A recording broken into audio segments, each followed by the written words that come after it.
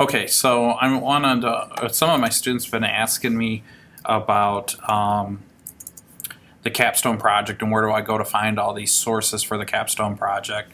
And so the Capstone project is basically you pick a topic and then we investigate and research the Catholic Church's teaching on that topic.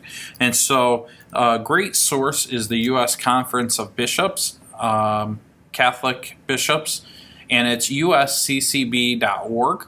And what I like about this website is that, well, if you go to Beliefs and Teaching on Teachings on the main page, and then go down to What We Believe, and then over here it has the Bible, it has canon law and norms, and a whole bunch of other stuff on social teaching, love, sexuality, morality, stewardship. But the Catechism of the Catholic Church is, they have an online version that's pretty cool. Now, the word catechism literally translates into instruction.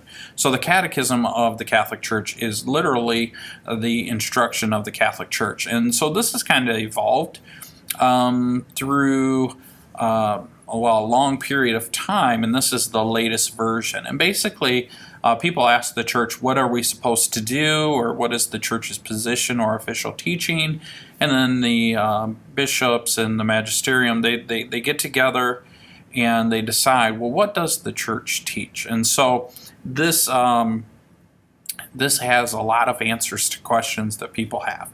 I call this the condensed version, and it's online, but it's still pretty big. It's condensed because it literally has like 2,000 years worth of documents and thought and rhetoric listed there. So if you go to the online version, one of the topics is, are miracles real? Do miracles exist? So I'm going to type in the word miracle and do a search on it, okay? And so immediately it pulls up all the places in the Catechism where they list miracles and whether they're real, do they exist, what is the purpose of them. And so there's a couple of things I want to point out. The Catechism is indexed much like the Bible. It has paragraph numbers. So this would be the 548th paragraph of the Catechism, and there's, I don't know, it's close to 3,000. I think it's a lot. It's at least 2,600 or something like that. So there's a lot of paragraphs. Now, what's cool about this online version is if I click on the link, it'll pull up the short version, and then if I want to read more, I can click on the big version. Okay, so this takes me to paragraph 561, and it talks about, and let me go back for just a second. So if I click on this, it says the signs worked by Jesus attest to that the Father has sent him. They invite belief in him. And so they're talking about the purposes of the miracles, the signs that Jesus performed. And then here I'm just going to jump ahead. It said, so miracles strengthen faith. So obviously the church believes in miracles, but then it explains why it believes in miracles. And there are several references down here. Notice that every reference has a link on it. So it's great. You can follow the whole thing. If I click on read more, it takes me right to those points. And I could click on the various references. So this reference is from Mark 5, chapter 5, verse 25 through 34, and then it cites some other ones. This reference here is from John chapter 10, 31 through 38, and so on and so forth. Now these big numbers here are references to various parts of the Catholic Catechism. Okay, cool. So what I'm going to try and do is I'm going to try to find a reference that isn't from the Bible. If you notice, they quote the Bible quite a bit. And so maybe I need to go back a little bit. I want to try and find one of the church's documents, Grace. So let's look up Grace, because that'll have some extra stuff to it. So basically, grace is the first and foremost gift of the Spirit that justifies and sanctifies us. How does that tie into miracles? Whatever their character, sometimes it is extraordinary, such as the gift of miracles or of tongues. Charisms are oriented towards sanctifying grace, are intended for the common good of the church. So the church is teaching that these various gifts of grace, for example, miracles, are used to draw us closer to Christ, and they sanctify us.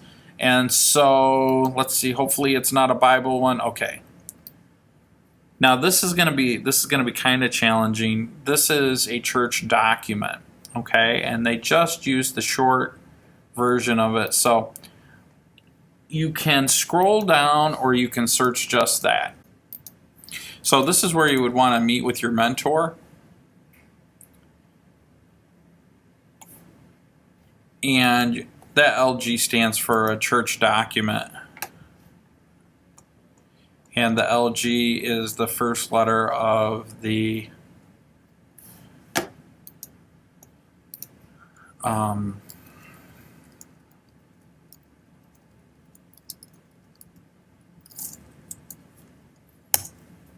document. So you kind of need to know the Latin. It's usually in Latin, so you can do it like this. If you just, in Google, just type it from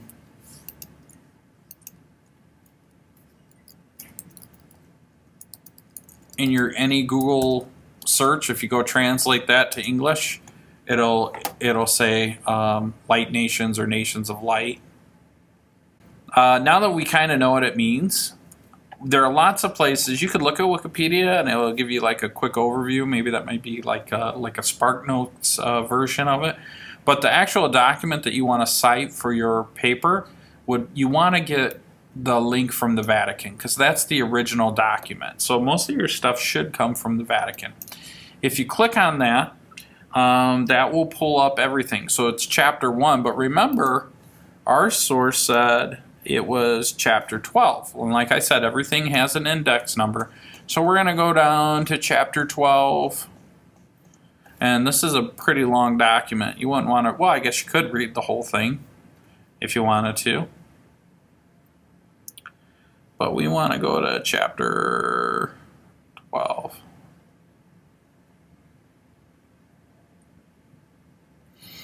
Oh, yeah, this is where you got to be careful, too. It's not chapter 12, it's paragraph 12. So how did Mr. Adams know? It's not even paragraph 12, it's like an index. So this is like the index. This is the 35th part of this portion of the document. So we need to go back up to 12. Sometimes it's the chapter, sometimes it's the paragraph or topic title or section, or however you want to look at it. Okay, so now remember, we're talking about gift of grace and miracles. So 12, it says, the holy people of God shares also in Christ's prophetic office. It spreads abroad to the living witness of him, especially by means of a life of faith and charity, by offering to God the sacrifice of praise. And it goes on and on and on and on and on and on and on. And then here it talks about allotting his gifts to everyone according to his will. He distributes special graces among the faithful according to their rank. And then it talks about the manifestation of the Spirit is given to everyone for profit. In other words, that's basically what they said in the Catechism. Miracles are given to us as a sign of God's grace and how it draws us and sanctifies us, draws us nearer to Christ and sanctifies us. And this basically says the same thing. Now here's the cool thing. Notice that within this document, it has a reference. This is the 114th reference of this document. So if you go down to the bottom of the document, they have all these other documents listed. So that was 114, and so they cited 1 Corinthians 12:11. Now, if you wanted to look that up in the Catholic Bible, notice here under our Catholic Bishop's website on the what we believe, we have a Bible. So if I click on that, I can actually, there's an online version of the Bible, and I could read it. So if I click on Books of the Bible, it'll list all the Bibles. So now if I come back here, it was 1 Corinthians 12:11. So if I go 1 Corinthians, which is in the New Testament, and it was chapter 12 and verse 11, I think, right? Yeah, verse 11. So I'm going to scroll down here, And it says, but one and the same Spirit produces all of these, distributing them individually to each person as he wishes. So, and then if we go back to the Catechism, and we talked about the gift of grace, and we talked about the miracles, the mysteries of Jesus's public life. So this one cited some things. Here's one. Despite his evident miracles, some people reject Jesus. He is even accused of acting by the power of demons. So some people said his miracles was the power of demons. And so they quote John 11:47. So I could come back here. John is in the New Testament. It's the gospel. John, what was that? What was that? 11. So John chapter 11, verse 47. The raising of Lazarus. So I got to go down to verse 47. But some of the chief priests and the Pharisees conveyed the Sanhedrin and said, what are we going to do? This man is performing many signs. And then it goes on, if you continue to read. If we leave him alone, all will believe in him, and the Romans will come and take away both our land and our nation. But one of them, and it goes on and on and on. And then, so they admit that he was doing all these signs or miracles. When does it refer to the demons? Well, I'm guessing maybe Mark 3:22. So now if I come back and I go to Mark 3:22, Mark chapter 3, verse 22, this is where the accusations come in. The scribes had come from Jerusalem, said, he is possessed by Beelzebub, and by the prince of demons he drives out demons. And if you read on a little further, they talk about Jesus and Beelzebub.